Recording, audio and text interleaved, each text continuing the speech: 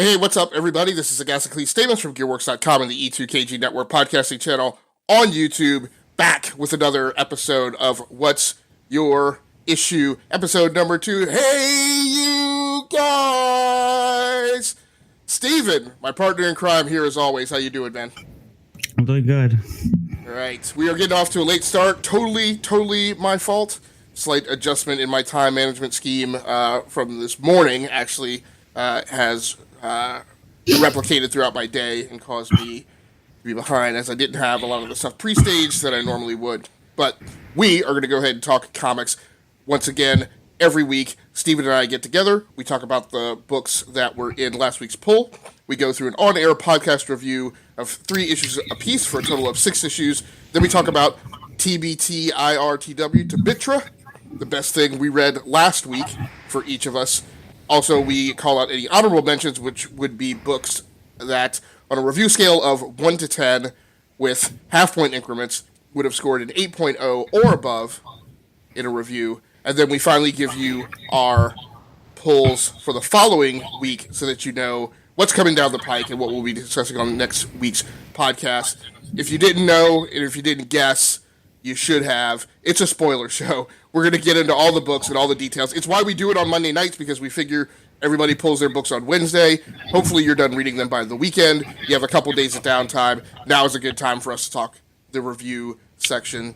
But if you haven't, for some reason, read one of the books that we're going to be talking about, the books that we're going to be talking about are in the show notes on YouTube and on SoundCloud, and it should be replicated on Pocket Cast as well, so you should kind of know what's in the agenda. If you haven't finished reading those books and they're in your pull, go away, go finish the issue. It'll take you 15 to 30 minutes, and then come back and listen to our talking points. We're going to kick off this week's episode with me talking about Robotech number 13. Now, I reviewed Robotech on my website, gearworks.com, maybe 3-4 months ago, issue number 10, and came away not hugely impressed. It's written a little for a younger age group, it's written a little bit maybe for the manga crowd, but predominantly I didn't really particularly care for the art. It was a little overly cartoony, a little too Saturday morning-ish, but they were trying to match some kind of mature themes into it. It was just kind of janky from a feel standpoint. But there's a new artist on this month, I noticed, and maybe Henry Preseccia had rolled on earlier. I'm not exactly sure because this is not one of my recurring pulls. But I really like his art. It's far more detailed. It looks like a slightly more mature comic. I don't, not really settled on that term, but he's doing a lot. A lot better. It's more to my liking than before. Story and plot-wise, I still kind of have some issues with this comic. There were some weird, and maybe it may be cultural. It may be because it has its origin in Japanese culture, Eastern cultures. All right, hold on a second. I'm sorry. I gotta. Still trying to come back from a cold, but there are some weird things like they're on a starship. They've been on it for a year. I don't understand why the female officers wear skirts on the bridge. It's just kind of janky and doesn't make sense. And it's not like in a Star Trek kind of way, like they're full length skirts, like from the waist down to like below their knees. Like it's Star Trek. They were one piece, both in the original series and in the Next Generation, and then in the Next Generation, like men wore some of the one piece skirts. So I just really, it's this weird kind of thing where it seems like it's trying to be progressive and forward thinking, but then it's still trapped in these antiquated male centric views. And there's still a couple points where the dialogue gets a little, like I said, like Saturday morning, not only Saturday morning cartoons, but very Eastern, like with Western voiceover dubs, cartoonish. But overall, I preferred this comic. The overall setup for this book was the SDF-1 is returning to Earth. It turns out that the captain's parents are principal decision makers on Earth. The father's an admiral, the mother's a senator. they are coming to the resolution that they need to send the SDF-1 away so that the Zentraedi do not attack the Earth a second time. And in the midst of this, the Zentraedi have actually followed the SDF-1 to Earth and launch a surprise attack. The Supreme Commander of the Zentraedi is actually trying to have killed, and I can't remember all the names of all the cast of characters, because like I said, this is not one of my recurring pulls, but it's trying to have killed one of her rivals in the command structure, but that individual has figured that she would make an assassination attempt during this attack, so he's prepared for it. Like I said, overall better than it was before. I scored this book overall, I think a 7.5. I'm actually going to need to look that up. Maybe I didn't score it that high. I think it was a 7.0, actually. But like I said, overall, just way better than when I read it a few months ago. Steven, have you ever read any of the Robotech comics? No. Okay. So yeah, like I said, I scored it a 7.0 on a 10-point scale. So the next book that I want to talk about in review fashion is Immortal Hulk number 7 by Al Ewing with art by Joe Bennett. Now this is a book that I've been on since its launch, 7 issues in. It is, if you're not familiar with what they're doing with the book, it is written a little bit more like a horror comic. It's definitely a case of the macabre. I kind of think a little Jekyll and Hyde. Joe Bennett's version of the Hulk, as he's penciling it, is a little more, like I said, Frankenstein-ish, kind of Jekyll and Hyde-ish, kind of a monster kind of face. I wound up scoring this book overall a 7.0 out of 10. I've been predominantly up in the series. It typically comes in for me at about a 7.5, just below great. I've stayed on it because it's just interesting what they're doing and what they're doing with the Hulk. In this issue, at the end of last issue, we had the Avengers show up, and it's a very popular mixture. You had Captain Marvel, Captain America, now that he's done with this whole Secret Empire thing.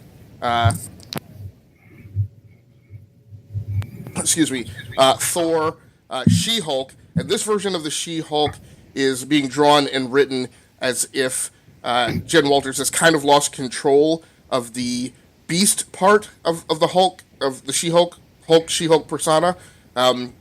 Apparently a thing that happened to her when Banner died. And there's some dialogue that goes back and forth in this issue when she's engaged with the Hulk that suggests that kind of part of your subconscious or a corner pocket of your psyche is what asserts itself and determines how and in what form the Hulk manifests itself. So Walter Langowski with Sasquatch was a thing that was heavily driven by his ego and his sense of insecurity. The Hulk's representation is typically, manifests based on the caged rage and anger that really exists within Bruce that he kind of keeps under control and beneath the surface. With Jen, what Hulk suggests in this issue is that her representation has always been the idealistic representation of how she wants people to see her, and so that's why She-Hulk has typically kind of been drawn as an object of beauty. It's because Jen wants people to see her as a strong, muscular, powerful woman, but not as a monster, and that's why her persona represents as it does. She has lost control of that nuance in this, and looks very much more so like the monster beast kind of Hulk that Joe Bennett is drawing. My problem with this issue is I get that Ewing is trying to do something kind of a little retro, but not so retro that they would have brought in like Mike Allred to do his 1950s, 1960s style Silver Age of comics treatment, and hopefully we will get Steven back. He just dropped off, but the problem. So I get that he's trying to do this retro thing, and for the issues that he's done, that's been more like a horror comic.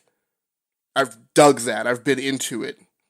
In this issue, I guess they kind of do something that's still retro, but feels very antiquated. The macabre kind of style comic has felt a little Victorian era, which has been enjoyable, particularly while I've been reading Newbury and Hobbes, which we're going to talk about a little bit later in the show. But in this issue, the setup and the reason it feels very, very comic booky, and stands out and feels a little janky is you have 6 of the most powerful Avengers that have ever been a part of the team. And so Steven's had a computer crash. He's going to get back on as soon as he can.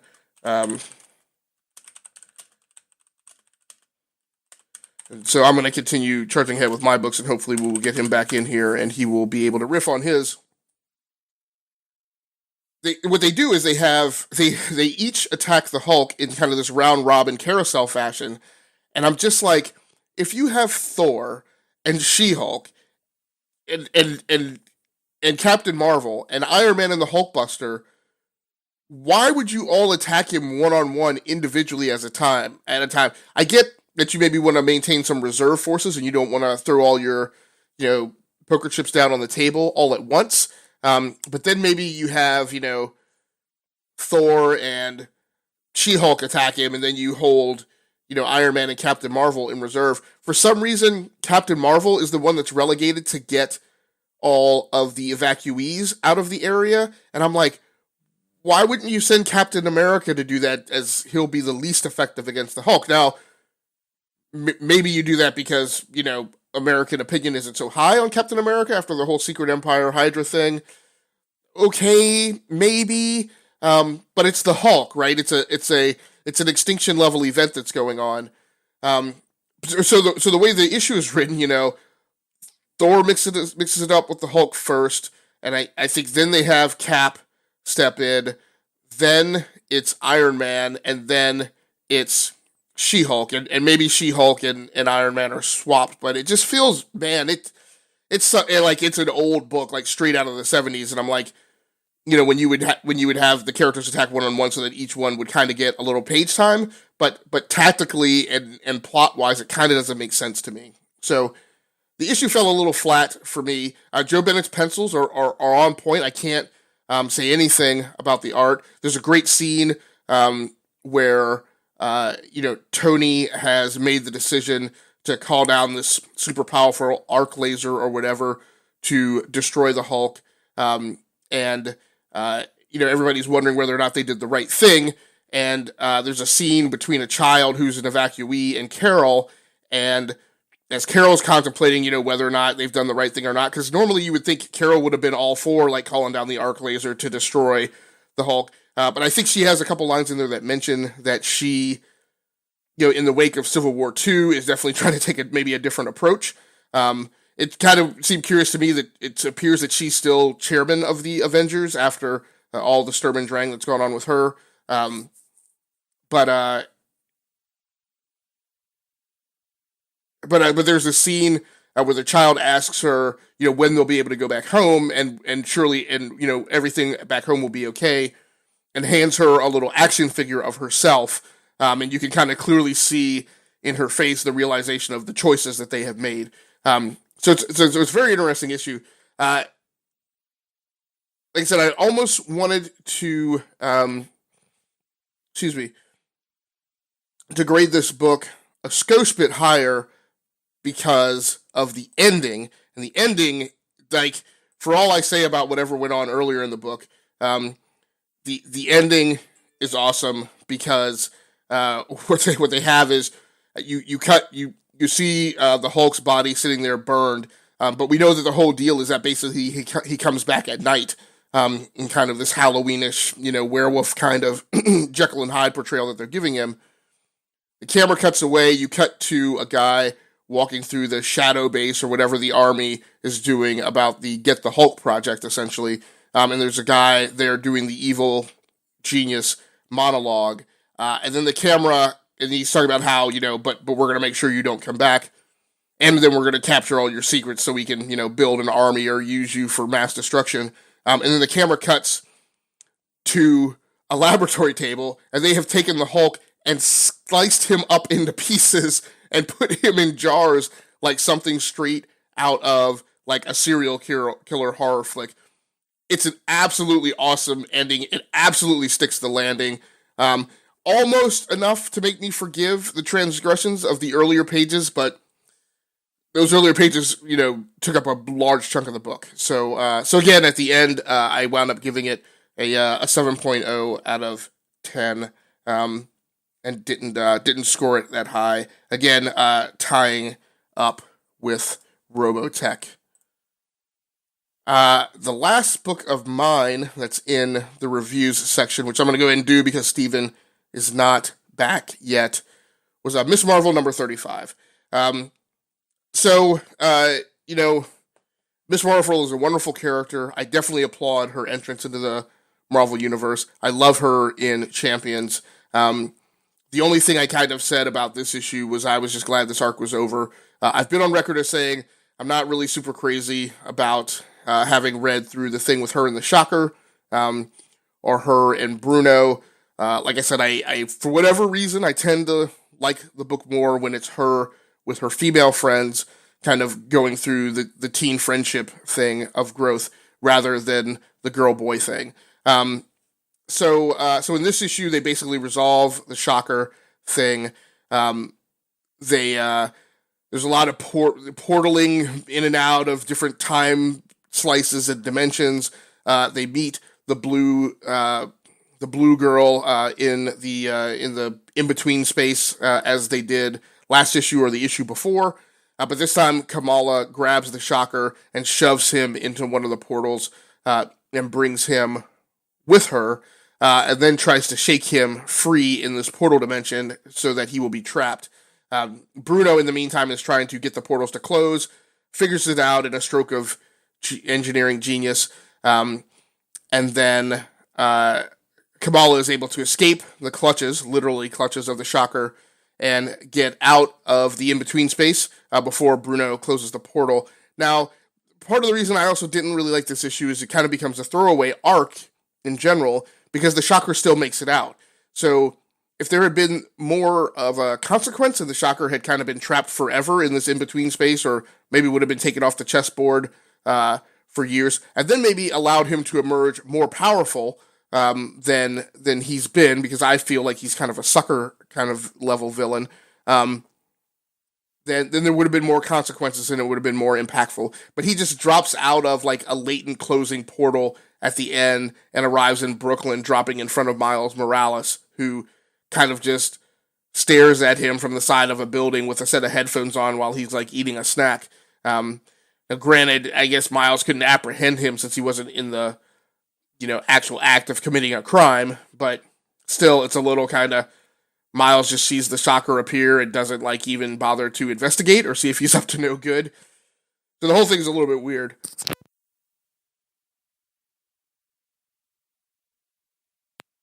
Excuse me. Hopefully, I will be over this cold pretty soon. So, at any rate, I scored the issue a 6.5 out of 10. I continue to appreciate what Nico Leone, and I can't remember who's on colors, or if Leone does his own colors on this book. I continue to kind of like what they're doing color-wise, but again, Leone's style is a bit cartoony for me, and I go back and forth between whether I really like his particular style. Ian Herring is the color artist, or if it's a little off-putting for me. G. Willow Wilson, the writing style is fine. But again, plot-wise and the overall script, I just wasn't particularly interested in this arc, and I'm glad that hopefully we're moving on to something else. Next segment, I'm going to go ahead and go through. I'm going to keep pounding ahead, because I'm not sure if Steven's going to make it back before I have to wrap up. The best thing I read this week actually turned out to be Newbury and Hobbes, The Undying #2 by George Mann and with art by Dan Boltwood. This is another comic that I read the first one of and wasn't really particularly happy with. It was not Victorian enough. While I guess I would concurrently say it a little too much mimicked Sherlock Holmes and maybe some of the other Victorian-era detective stories that we've all grown accustomed to, but didn't really set itself apart. In this issue, I started feeling a little more separation. There was a little more assertion of Veronica Hobbes, the female protagonist and partner of, I think his name is Nathan Newbury. She feels a little more powerful in this episode and a little more equal. The narration is still by her, but I just felt like the voice was stronger.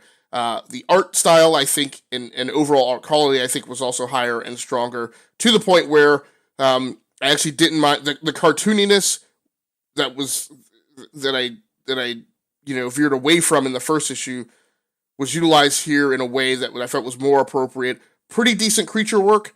Again, nothing as complicated as you would see in BPRD or a Hellboy comic or a Cullen Bunn, a Harrow County issue, but still, appropriate to the Victorianism that's represented in the comic. Not too much, a bit of the macabre, but not way over the top in like graphic realism. In this issue, they are investigating it again. We're a little rushed and not as prepared this week, but Newbury and Hobbes' previous enemy, who is apparently still alive and has been continuing to experiment on humans, which was apparently his shtick before, has experimented on and wound up yielding what has become an entire race of sewer-dwelling humanoids who are capable of communicating via some level of broken English, but have actually grown up to be a whole society. So there are men, women, and children. They capture Newbury Hobbes and two of their allies from Scotland Yard, take them down into the sewers and imprison them in a very kind of low-rent cage that they are able to escape from. And as they're making their escape, quietly, they are discovered by some children. A fight breaks out. Newbury actually throws one of the children off his back. The child ends up in the water.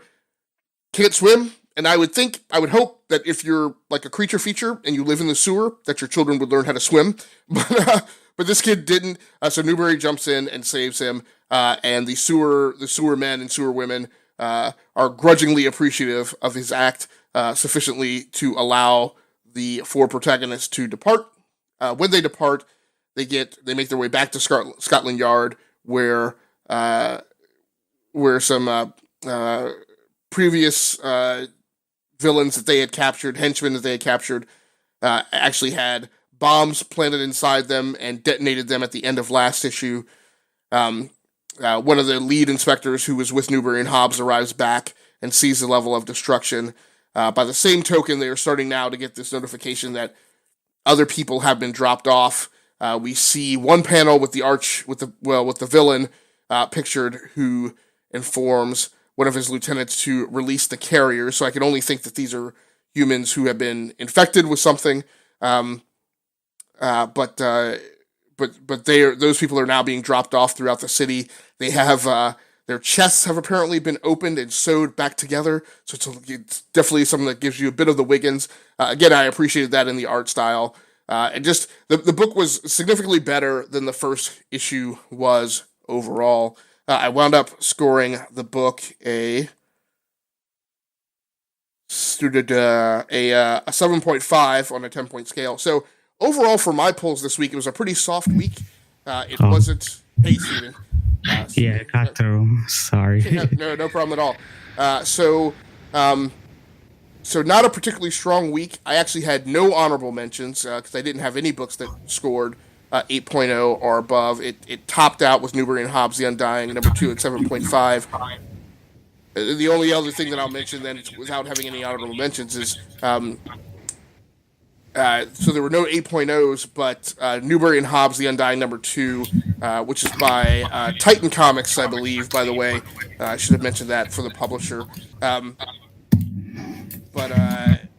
neck and neck with that was Red Hood Outlaw, number 27. And in that issue, you have some great scenes between Jason and Bruce, with Bruce telling Jason that Roy Harper has died, which occurred in the pages of Heroes in Crisis number 1. It was a bit of a setup for me because I hit the page and I realized that Bruce was about to give him some tragic news, and I kind of took a pause because I was like, this is going to be a big deal, and I just kind of waited before I turned the page. I actually thought he was about to tell him about Dick, who we know has been shot in the head, and is now has some degree of brain and neural damage and memory loss. So he tells him about Roy, which I appreciated, but then they just walk away, and I'm like, wait, but Jason doesn't know about Dick Grayson either. So I thought that was a little bit interesting. And again, it was a good issue. I kind of like what they're doing with Red Hood Outlaw now. So very interesting dialogue between Jason and Bruce, with Bruce telling Jason, you're never coming back to Gotham, not even Arkham. But also says at the end, he doesn't, but he doesn't, Jason thinks that Bruce hates him and is disappointed in him so much. But Bruce tells him, I've never hated you, right? Sometimes you're a dumbass, and sometimes I have to straighten you out. But I've never hated you. So it was some great scenes. I was very tempted to pick that as my best thing that I'd read this week.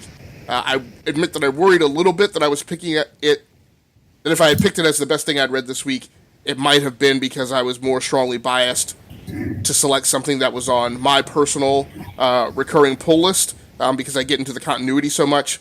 So. Admittedly, I maybe sheared away from that deliberately to reach out and tap Newbury and Hobbes #2, the Undying #2. But at the end of the day, I still felt like it was appropriate for me to make that selection. So, Steven, I'm going to let you go ahead and run through your reviews and your best thing that I read this week, and then we will catch back up when you hit honorable mentions, and then we can talk through what our pulls are for next week. All right. My first review I'm going to give is Titans #27. It's by Dan Ambonnet and Brent Pepys. I think that's how you pronounce his last name.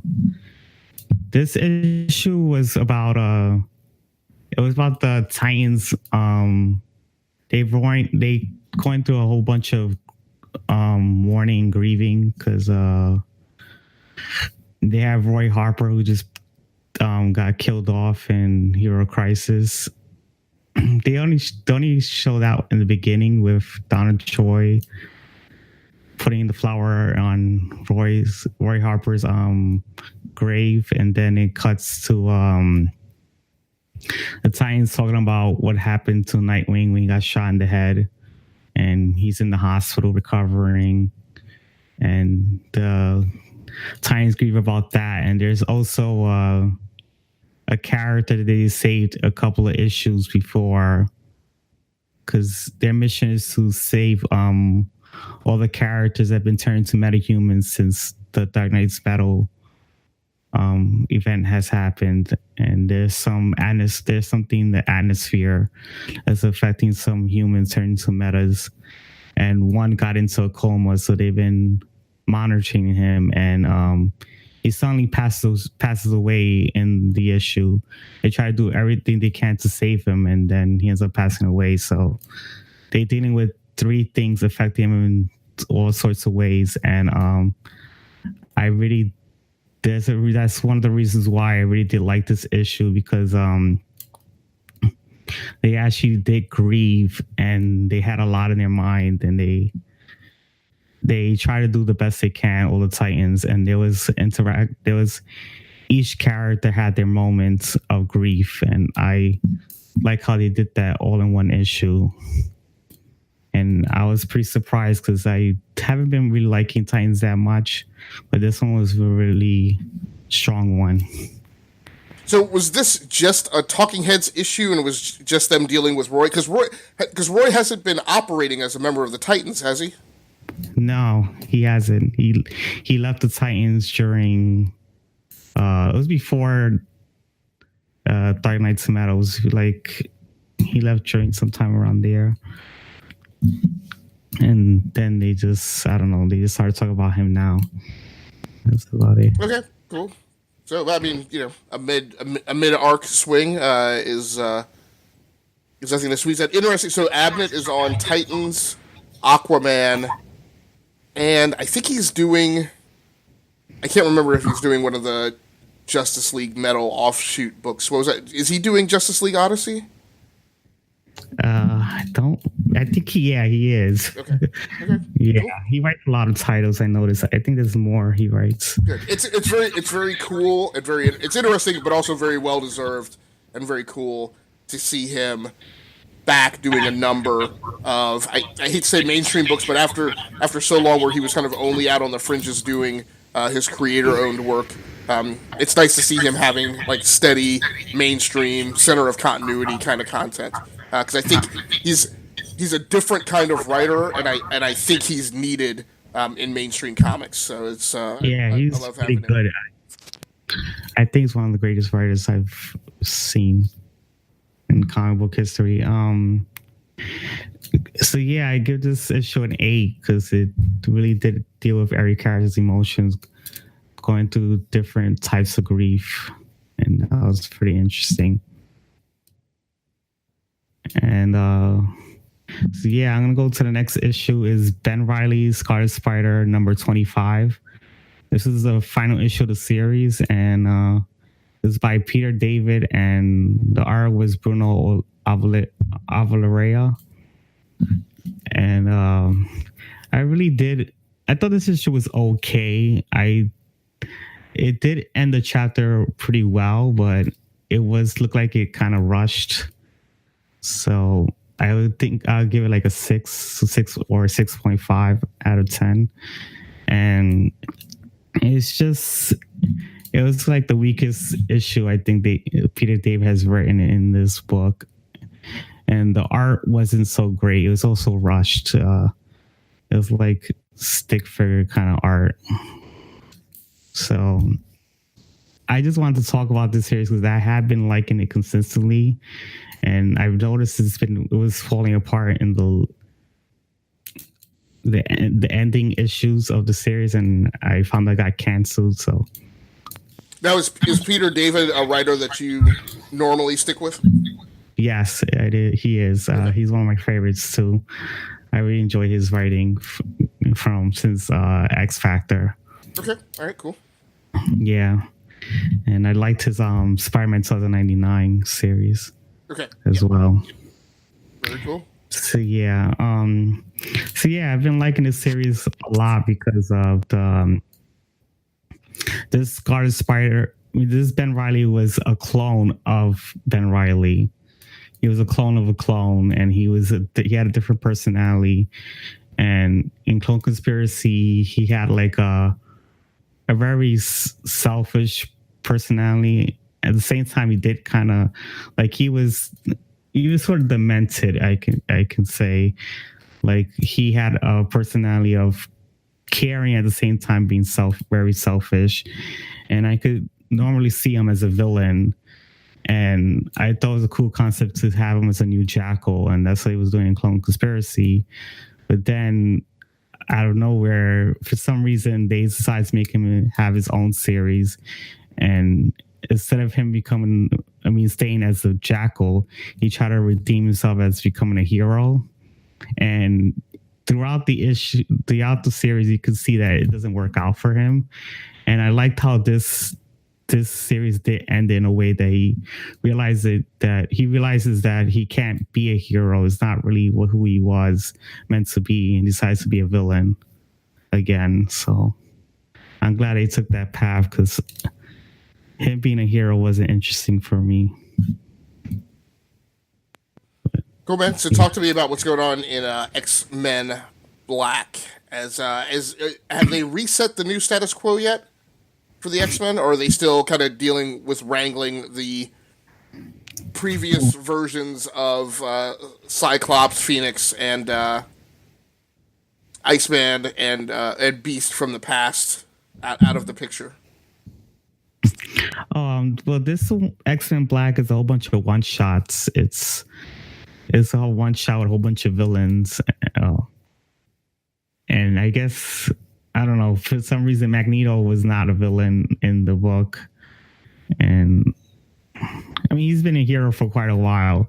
I know X-Men Blue was turning him into a villain again, but that book just turned him into a hero again, the Black Magneto one.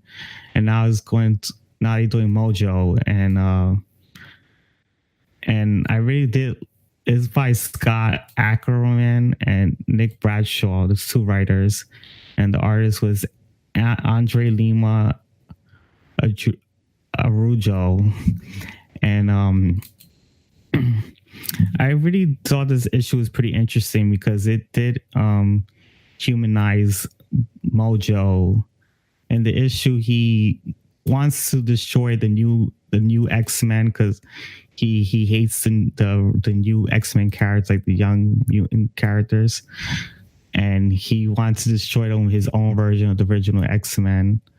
It was kind of weird because he ends up using the Sentinel instead of original X-Men, but you do see him going to a Starbucks and he wants to get a coffee, and he tries to hit on this girl, and he noticed that the girl gives him like a really bad attitude, and for some reason that made her and fall in love with her even more. So she walks off, and Glob actually is there at the same time, and he tries to talk to Mojo and like show him how he can he gives him a few points to be his wingman on the girl, and he kind of humanizes him a bit, and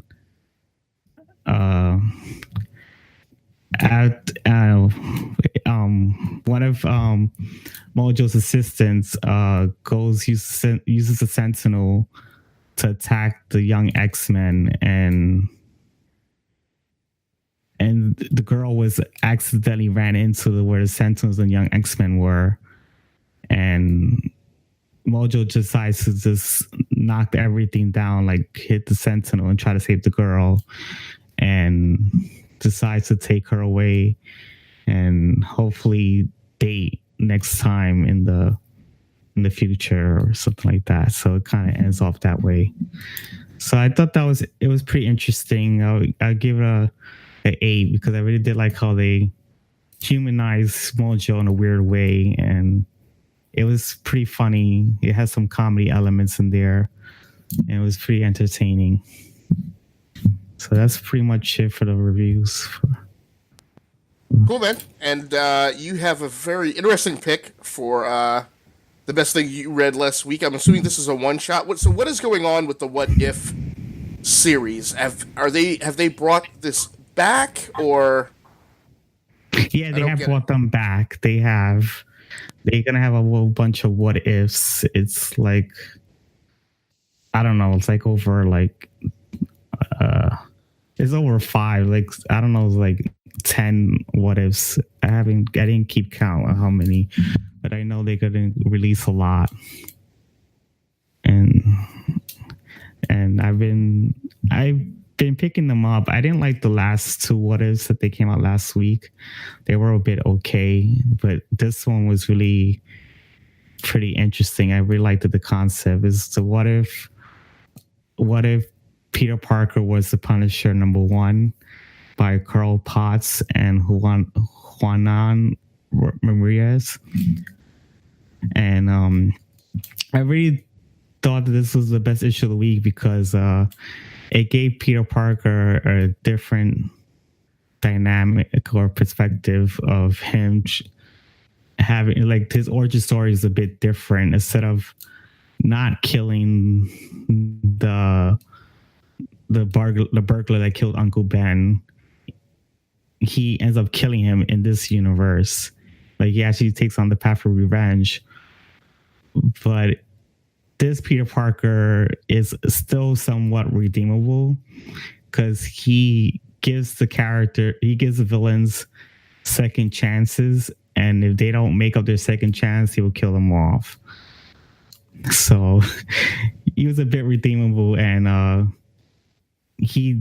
another interesting thing was that he was using his intelligence, like his science, to defeat villains with different bullets. With every time you fought a villain, he had to use different bullets with different weaknesses. Okay, so a little, almost a little kind of Green Arrow or Hawkeye-ish.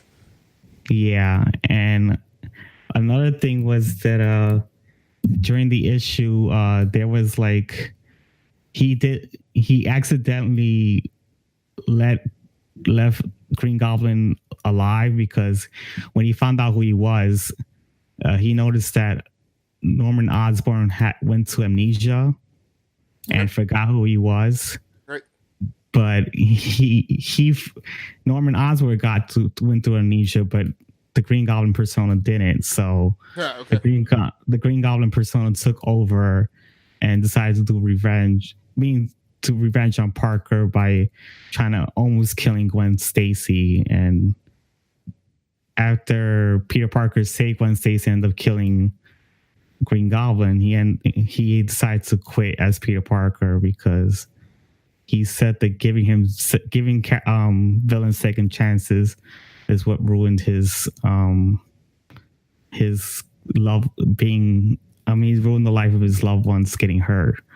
So he decided to retire as a Punisher, and in the end, the origin story of the Punisher happens. So, and he was supposed to stop that crime from happening, the Punisher family getting killed by the mafia. He was supposed to stop that, but he decided not to, and it causes Frank Castle to become the Punisher, like take his mantle. Okay, so that's how it ends. So we're getting a ton of Punisher and a ton of Spider-Man in Marvel comics right now. I would say more than the normal density that we're accustomed to. Is that a good thing? So we've got the Cosmic Punisher going on over in, I forget what book. That's maybe its own book. It's a miniseries, yeah. Okay. So you've got that. They're showing up in What If. You've got the Punisher series reboot, which is remarkably good.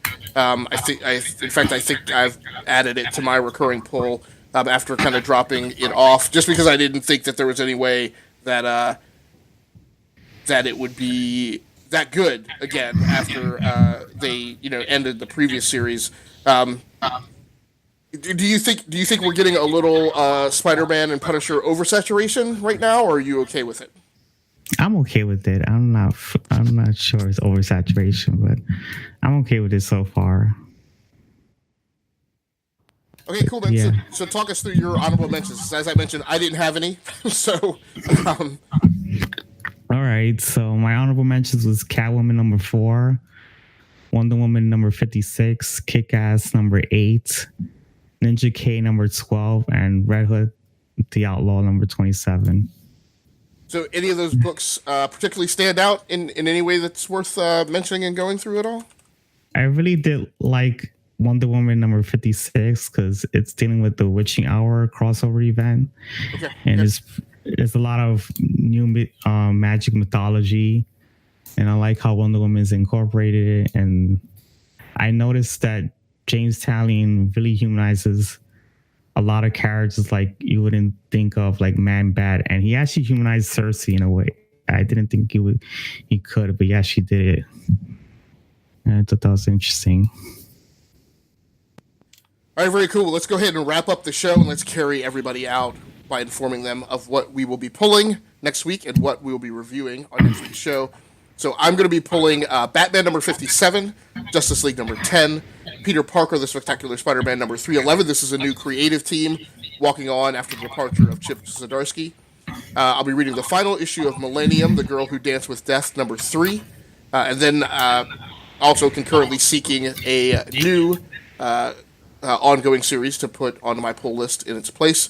And then I'm going to read Mall number 2 over by Scout Comics. So this will be the first time that I've read this issue, and actually the first time that I've checked out this publisher. I've got to kind of dig up some information on them because I'm not familiar with Scout Comics, but they apparently have a decent stable of ongoings going on right now. So I will be finding out that information as well as reading that comic. For reviews next week out of those pulls, I'll be talking about Mall number 2, Spectacular Spider-Man number 311, and Millennium, The Girl Who Danced with Death number 3 on next week's show. So, Stephen, what are you going to be pulling? And if you have you identified which of those you're going to be talking about in the review segment of next week's show? I'm going to be pulling Aquaman number 41, Justice League number 10, Justice League Dark number 4, Life of Captain Marvel number 4, Lucifer number 1, Mr. and Mrs. X number 4, Nightwing number 51, Old Man Logan number 49, and Pearl number 3. I haven't decided what to review yet, but yeah, so I'm gonna be picking up.